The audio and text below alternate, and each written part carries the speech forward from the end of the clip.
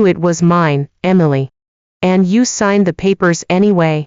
My voice wasn't loud. It didn't need to be. The silence in the room did all the shouting for me.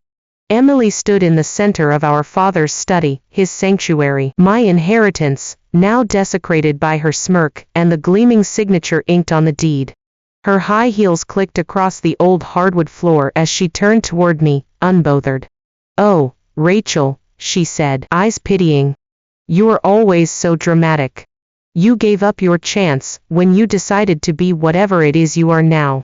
A nurse." The air between us tightened. She didn't know I'd heard from Dad just days before he passed. She didn't know he'd changed his mind. She didn't know that even now, I had a file in my bag that could unravel her little empire. But I said nothing yet. Not about the missing will drafts. Not about the email. Not about the accountant I'd quietly hired to trace our father's dwindling bank accounts in his final weeks. She thought this was the end of the story. She had no idea it was just the beginning, because I wasn't just the sister who paid her tuition and kept the lights on at home. I was the one she underestimated. And she was about to find out why that was her biggest mistake. 10 years ago, I made a choice that changed everything. Emily had just turned 18, full of ambition and big talk about changing the world. She'd gotten into a prestigious university, her dream. But dreams cost money, and our family didn't have it. Mom had just died after a long illness, and Dad, shattered and tired, was battling his own diagnosis, stage 2 lymphoma. He pulled me aside one night while I was folding laundry, his face pale from chemo, his hands shaking as he held a letter from Emily's school. "She has a shot, Rachel. But we can't do this without you." So I did what big sisters do. I canceled my own plans for grad school, sold my car, picked up night shifts after my hospital job, ate canned soup for dinner so Emily could have meal plans and books and a roof over her head. I paid for 4 years of tuition, housing, internships, and even her summer abroad in Florence. Every holiday, she came home and said, "Thanks, Rach. I couldn't have done it without you." And I believed her. I didn't do it for praise. I did it because I thought we were a family. Then came the funeral. Dad had been declining fast in his last few months, and Emily was strangely involved. She'd started attending all the legal meetings, helping him manage his medications, and whispering that I was too busy to be involved. At the time, I thought she was just stepping up. I remember standing in the lawyer's office a week after the funeral, still in black, tissues crumpled in my purse. I wasn't expecting riches. Just fairness.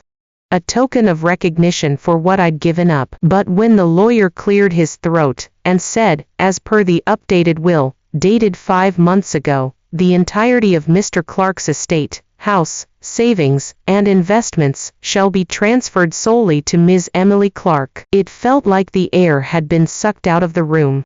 I blinked at him. "I'm sorry, what?" Emily didn't look at me. She was already on her phone, probably texting her realtor. I turned to the lawyer. "There must be a mistake. He told me, he promised me." Emily finally looked up, her tone sweet as syrup. "Dad changed his mind, Rach. He said you were always independent. That you didn't need the house." I wanted to scream. Instead, I stood there. Stiff. Humiliated. The lawyer's assistant wouldn't meet my eyes. My hands trembled as I grabbed my bag and left. No one followed me. That day, I didn't just lose my father. I lost the one person I thought would always be in my corner. What Emily never understood was that I was never the kind of person who fought loudly. I didn't scream. I didn't beg. I just took notes. And I waited. The day after the will reading, while Emily was posting smiling photos of herself in front of Dad's house with captions like, "Legacy secured," I went home to my tiny apartment and opened a box labeled, "Emily, College." It was full of file folders. Every tuition payment receipt, every rent invoice I covered. Bank transfers. Pay stubs.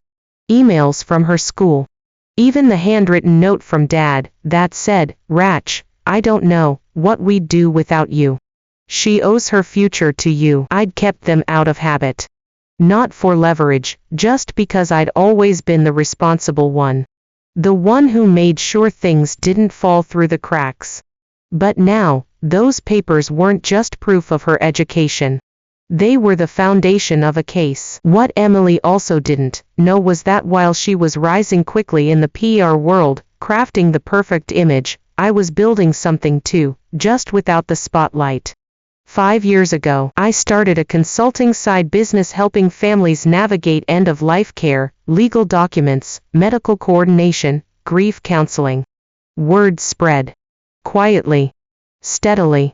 By the time of Dad's passing, my part-time side hustle had become a full-time business. I had contracts with 3 hospitals, several attorneys, and even a few state agencies. I wasn't just a nurse anymore. I was the founder and CEO of a respected service network, still small, still humble, but mine. And then came the email. 2 weeks before Dad died, he sent me something that stopped me cold. "Ratch, Emily's been pushing me hard to change the will. I told her I wanted you to have the house. I wrote it up, but didn't get it notarized. If anything happens, please take care of things. You always do." Attached was a scanned, handwritten will, unsigned. It wasn't legally binding. But it was something. That night, I sat at my desk with 3 things: a folder full of financial proof that I'd paid for Emily's success, an email from my dying father admitting he was manipulated, a quiet, burning clarity that I wasn't going to be the doormat anymore. Emily had played the long game. But she'd forgotten, I know how to play, too. And I don't bluff. Emily had always been bold, but now, she was fearless. After claiming the house, she renovated it top to bottom and moved in with her fiancé, throwing elegant dinner parties and posting wine-drenched photos captioned, "Hard work pays off." Hard work. She didn't know what it meant to skip meals to pay someone else's rent. She didn't know the guilt of watching our father die while working double shifts because the bills never stopped. She didn't know what it cost to carry a family alone, but I did. At first, I thought maybe she'd come around. That guilt would do its job. So I reached out. One last time. We met at a cafe near the university where I used to drop her off for class. She arrived in designer heels and a trench coat that probably cost more than my entire wardrobe. I began carefully, "I don't want to fight. But you know what I did for you. What Dad wanted. We can fix this. Fairly." She sipped her espresso, unbothered. "Rachel, I don't owe you anything. Families help each other. You chose to help me." Then she laughed. "Besides, you're doing fine. You're what? Middle-class successful now." That was the moment I knew she wasn't going to give anything back. Not out of conscience. Not out of guilt. Not even if I begged. She thought she was untouchable. She thought this was over. But it was only just beginning. Within 2 weeks, I hired a probate attorney. Turns out, that unsigned will draft and email. Not worthless. In the right context, it raised the possibility of coercion, especially since Dad was on heavy pain meds, and Emily was listed as the only one managing his prescriptions. Then I brought in a forensic accountant. They flagged unusual withdrawals in Dad's final months, cash pulled from accounts he hadn't touched in years. Accounts Emily had access to. Still, I didn't go public. Not yet. Because Emily had started planning something big, a legacy gala, to honor Dad and announce her new nonprofit, the Clark Foundation for Family Wellness. I knew about it because her assistant, in her usual scattered rush, accidentally copied me on a vendor email. There it was. The date. The guest list. Even her prepared remarks. She was going to rewrite history in front of politicians, donors, hospital executives, my professional network. She'd already stolen my inheritance. Now she was stealing my reputation. That's when I knew, this wasn't just about what she'd taken from me. It was about everything she thought she could become on a foundation of lies. And I was going to burn it all down, calmly, publicly, and irrevocably. I didn't rush. That's the thing Emily never understood about me. She sprinted through life, sharp, loud, always trying to outshine everyone. But I was built for endurance. For quiet moves with long consequences. While she plastered her face across promotional flyers for the Clark Foundation Gala, I worked the background. First, I looped in a friend, Marcus, an estate attorney I'd helped years ago, when his mother was in hospice. He owed me a favor. He called it in with a prominent law firm that specialized in contested wills and elder exploitation. Second, I reached out to a local journalist I'd once supported during a charity campaign. She ran a column titled, Inheritance Games, When Grief Meets Greed. I offered her a real story, names redacted, for now. She bit immediately. Then I contacted one of Dad's old financial advisors. We spoke over coffee. He was shocked to hear that Emily had received everything. She pressured your father constantly, he admitted. He mentioned wanting to revise the will back in June. Said he felt rushed by someone. I didn't need fireworks. I just needed dots. And then I started connecting them. My attorney filed a formal petition to contest the will, citing undue influence, suspicious financial activity, a new testamentary draft with a digital trail, and the late-stage medication log that Emily personally managed. Emily was served the documents 3 days before her big gala. She thought it was just noise, legal scare tactics. She told mutual contacts I was acting out, bitter, jealous. She didn't know that my attorney had already interviewed the hospice nurse, or that the accountant's preliminary report included unauthorized withdrawals, one of which was used to pay off her fiancé's credit card debt. Still, I waited. Because I knew what was coming next. The gala. It was hosted at a downtown hotel. Lavish. Expensive. Catered by one of the best kitchens in the state. I wore a tailored navy dress, stood quietly in the back row, and waited for her to take the stage. When she did, hair glossy, voice poised, heels gleaming, she opened her speech with, "This foundation is built on love, family, and the strength of our late father's legacy." That's when the journalist stood up. Front row. Badge visible. Recorder on. "Ms. Clark," she said loudly, "before you continue, can you comment on the active legal petition, claiming you manipulated your father's will while he was under pain management, and that you illegally transferred assets in his final months?" The room froze. Forks paused mid-air. Emily blinked. Once. Twice. I don't know what you're talking about, but behind the journalist stood 2 more people, my lawyer and Marcus. Standing silently. Watching. Present. I didn't need to raise my voice.